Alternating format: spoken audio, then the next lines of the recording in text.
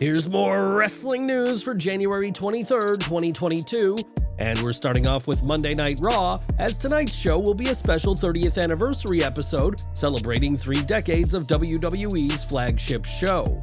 The show will see plenty of legends from Raw's past return, but one name from WWE's infamy isn't exactly thrilled.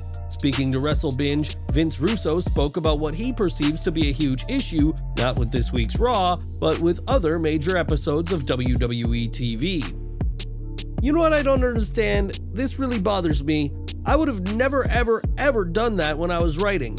They're looking at a special show completely different from how I look at a special show like this. They're looking at popping a number. Bro, what difference does it make if you pop a number that night and get right back to where you were the following week? I don't understand that logic.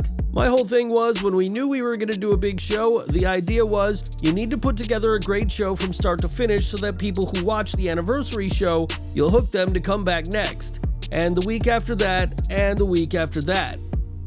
It's worth stating the WWE does have matches booked, including 2 title matches and a steel cage match, but Russo clearly feels more should be done by WWE to promote the now instead of just focusing on the past. Nostalgia will likely cause Raw's 30th anniversary to pop the ratings, a number WWE will hope to maintain, but with comments like these, the infamous wrestling writer shouldn't be expecting an invite to Raw 40 in 10 years' time. One name we know won't be around tonight is Mandy Rose, as it's been a month and a half since she was released from WWE, a decision that higher-ups in NXT reportedly felt they had no choice but to make. Rose was released from WWE after the company caught wind of the explicit images she had been sharing on her website, but that is hardly the most embarrassing thing to happen to the former NXT Women's Champion. When a fan asked her that exact question, wondering what Rose thought her most embarrassing moment was, the millionaire said that it was obviously when she slipped on the ramp at WrestleMania 37. Heavy rain caused that year's Mania to be delayed, and not all the water had been cleared from the ramp, but given that Rose would go on to become a huge star in NXT and make a fortune online, the ex-superstar has quite literally landed on her feet. It was on last month's Christmas edition of SmackDown that Ricochet and Braun Strowman teamed up against Imperium for a Miracle on 34th Street fight, where things got more extreme than expected. During the match, Ricochet suffered a cut to his head, which would later require 6 stitches to close, but it did give the one and only an idea during the match. Speaking with Alistair McGeorge of the Metro newspaper, Ricochet said that the cut led to him trying to recreate an iconic bald man's bleeding spot, namely Stone Cold Steve Austin. Honestly, because it was bleeding out, obviously the doctors are going to come out and check on you. I was trying to actually copy Stone Cold WrestleMania 13, put it over my head, you know what I mean? They were like, no, we can't do that. Obviously, because they're the doctors, they're like, we gotta make sure you're okay, what are you doing? I'm like, stop wiping the blood. And they're like, no, we can't, what are you doing? I'm going on 20 years now, which is pretty crazy. I think after doing it so long, I think you could judge the severity of a situation. Honestly, I think it looked worse than it was because of the blood and everything. The spot Ricochet is referring to is from Austin's 1997 I Quit match with Bret Hart, where the bloodied rattlesnake would pass out through the pain rather than say those 2 dreaded words. The iconic image of Austin fighting through the pain in a pool of his own blood, refusing to quit, would help launch the rattlesnake into the next level of superstar, but Ricochet unfortunately didn't get the same opportunity last month. By the time Kurt Angle debuted in the WWF in 1999, Bill Goldberg was a major star in WCW, and it wouldn't be until 2003 that the two would work in the same company. When that did happen though, the 2 legends were on different brands, meaning fans never got to see a match between them, but that is for the best. At least that's how Kurt sees things, as speaking on his Kurt Angle podcast, the Olympian said that he feels he wouldn't have had a good match with Goldberg. Angle's reasoning is that Goldberg was built in WCW for dominant, short matches, and that Kurt's own style, one based more on mat wrestling, would not have gelled with the former WCW World Champion. Kurt and Goldberg only shared the ring one time, which was at the 2004 Royal Rumble, where thanks to interference by Brock Lesnar, Goldberg would be eliminated by the Olympic gold medalist.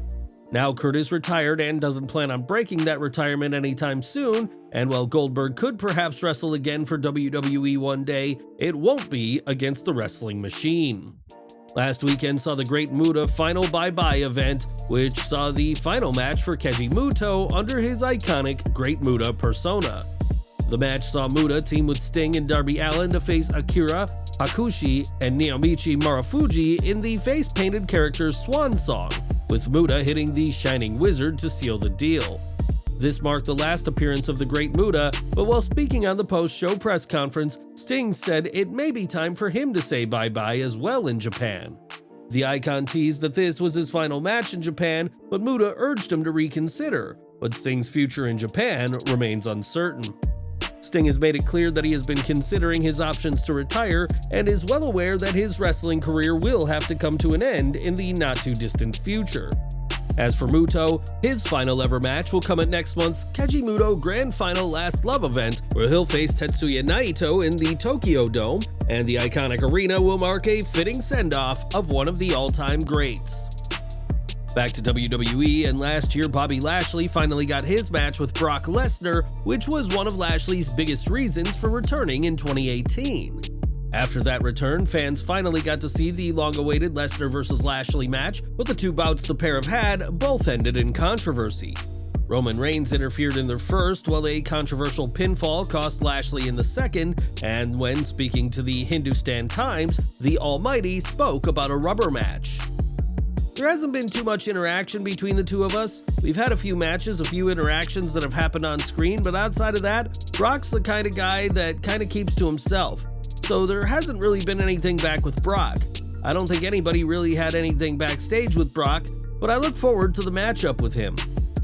I kinda like the contests where it can make me push myself. I like to fight. Brock likes to fight. There's a lot of similarities between the two of us, so I think that next matchup is what everybody wants to see will be no holds barred. It's probably gonna come to a point where we're gonna get locked into a cage or an Extreme Rules match or something like that, but it's about to happen.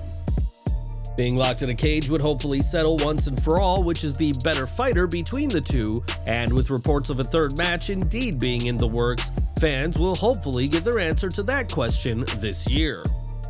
Now, Maria Kanellis Bennett has come a long way from the ditzy backstage interviewer fans were introduced to on Raw in 2004 and has now become a veteran of multiple promotions. After honing herself in WWE, Ring of Honor, and elsewhere, Maria arrived in AEW last October, joining the company alongside her husband Mike and their Kingdom ally, Matt Taven.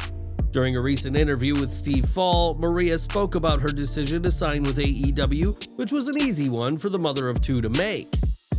AEW is the best situation for my family right now. The schedule is the best. I also love growing and building with companies. I worked for Ring of Honor and we built the women's division with Bobby Cruz. Building is really interesting to me. For us, it's the best schedule we could possibly have with kiddos. In addition to her work with AEW, Maria is the head of her own promotion, the Women's Wrestling Army, as the former 24/7 champion is looking to define her own legacy outside of WWE.